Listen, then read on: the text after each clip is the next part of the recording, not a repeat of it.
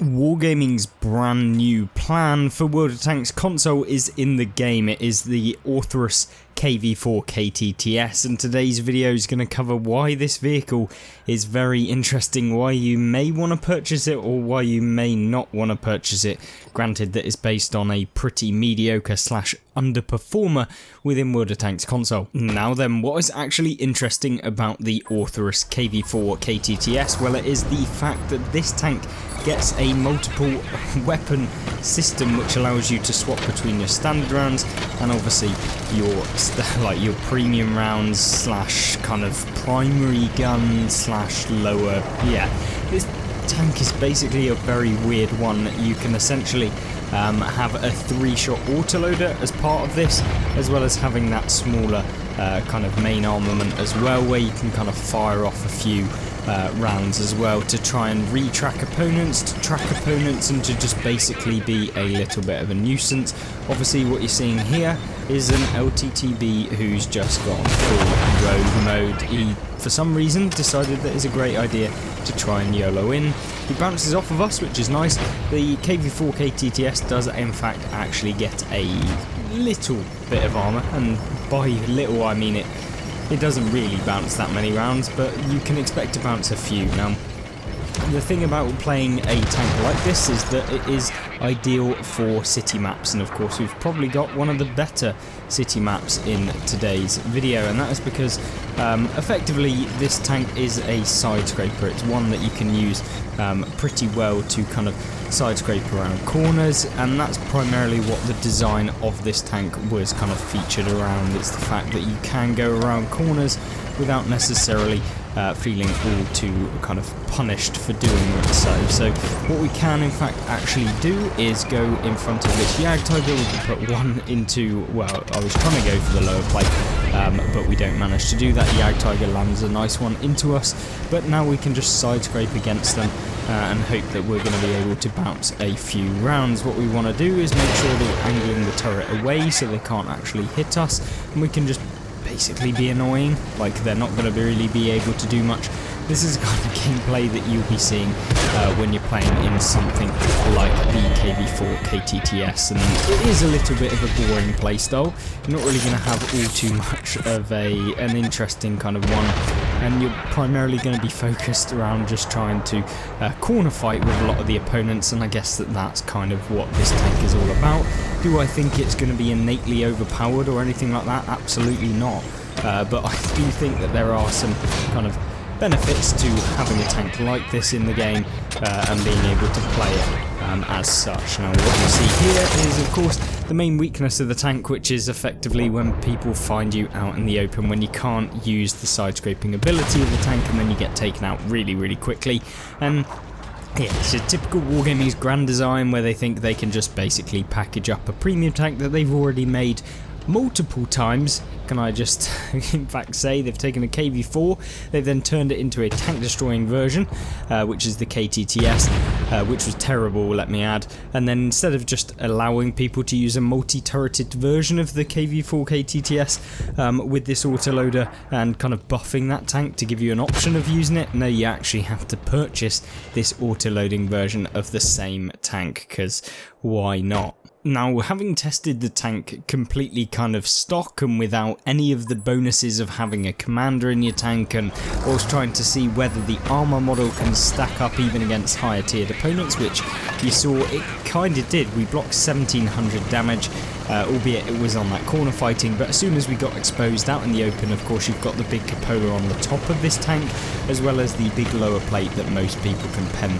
through anyway. So yeah, it's one of those that I'm not entirely sure is going to be particularly very overpowered. Yes, it has a 3-shot autoloader that can deal 960 damage in total through all 3 shots, obviously 320 damage per shot, which is nice, but it's nothing spectacular, and I think that that's what a lot of people are going to be finding about this tank, and that I actually had a little bit of a high hope, or at least I hope that this tank might be slightly better than it ended up being, and we were of course a little bit disappointed by what the actual result was like at the end of it, but nonetheless we can hope that it does improve, and even with such a long time of actually trying to kind of hit in between your shells.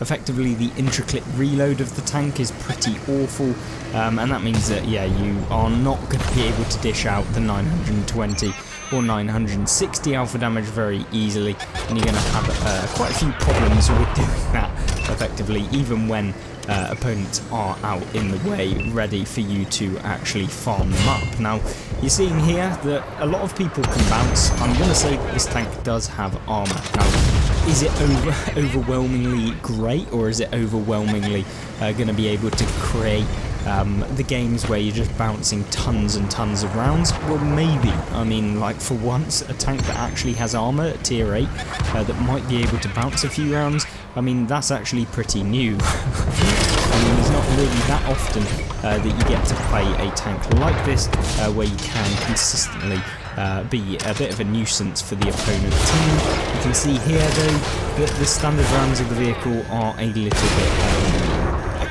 crap, so to say, I'm not going to lie, and so you can't pen everything. You're going to have problems with that, and so loading a few premium rounds in your vehicle as you go around is not a bad option. You can see we've bounced a lot of damage in this game, 2,200 to be exact, but the kind of main weakness of the tank, I guess, as you're moving through, is that this thing doesn't get a turret, which means that, yeah, you can be in some pretty god-awful positions and you can get hit very nicely by a lot of the opponents you'll be facing. And of course, if people like this Oho are kind of HE boys, then yeah, you take a lot of damage really quickly, albeit that the premium rounds on this vehicle are not terrible, and it means that, yeah, you can still dish out quite a bit of damage in the periods should you kind of realise what the opponents you're coming up against. You can see we've picked up 2,400 damage in a pretty easy game. We've also managed to block a lot of damage, and so that's kind of where you've got to aim to play this tank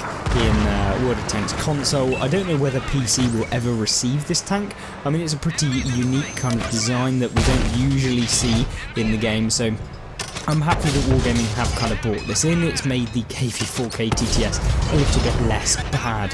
And you can see here that in a more passive playstyle where you're not having to come necessarily one-on-one with a lot of people and duke it out against medium tanks, then this tank can't be that bad. And you can see we've picked up 3,000 damage. It's because of the alpha damage that this tank kind of becomes a little less awful in comparison to the other vehicles. I guess not at the same tier, but at the kind of same style of tank, you know, this traditional tank destroyer. And we can still pen the Oho through the turret there, which is nice. Doesn't usually happen if you're playing a kind of tier 8. And this tank is more traditionally like a heavy that's kind of, I mean, more of a heavy tank destroyer. If you can picture something like the T28 or something like that, it's very similar in the way that it plays, and that's kind of how you've got to play these sorts of tanks. If you do in fact want to pick one up yourself, yeah, I wouldn't necessarily say it's a bad investment, but I don't necessarily think that for the majority of players it's going to be that fun for you, because I just don't think it's particularly most advantageous tank to kind of play. And we've had a fantastic game in this replay, so it probably isn't the best time to be saying that the tank isn't particularly that great when you've managed to deal 4,000 damage and block 3,000 in a top tier matchup. But remember, we are top tier, so that does impact the kind of gameplay that you can have. As soon as you start getting into the higher tier vehicles, you start getting penned through the front, you start actually just getting penned everywhere, which means that, yeah, if you've played the KV4, you know exactly what that's like, you know exactly how it's going to usually happen. And yeah, I think that you do have to be aware of that if you are thinking about picking up this tank, considering it does cost about I think 11,000 gold or 10,000 gold, just over or just under, to be able to actually pick this tank up. So it's no cheap tank to actually purchase, and so you do have to be wise with what you're spending your money. But as far as the tank that I enjoy, I actually think that this is going to be one that I do thoroughly enjoy, because it's more of a niche, a more interesting tank that is not your bog standard, and that is the tanks I usually really like in World of Tanks, is the ones that are kind of bad, but that kind of makes it all the more fun when you do actually have a great result. and that's kind of what I'm after with tanks like this. And you can see here we picked up 5,000 damage so far, and we've only really been penned a few times. We've also bounced a ton of rounds as well, and we want to make sure that we do still win this game, because having done such a great result, you definitely don't want to be throwing it away to a couple of tanks left alive on the enemy team. Now, one tank that we are going to have to get rid of is of course the T-77, but this Centurion is just sat at the back just spamming rounds into us, which is a little bit annoying. But yeah, no one's managing to spot him. Hopefully they will, or at least he might be spotted there, but we're not entirely sure. I want to make sure that we're not doing anything stupid, and so yeah, having had a result where you've managed to kind of do this amount of damage, where you can hopefully snapshot Centurion, then yeah, I'm going to be very, very happy with this sort of result. We can see here that the Skoda is now moving down. We've put one round into him. We don't want to push down all too much because it could be very, very painful for us, so we're going to reload a full clip here.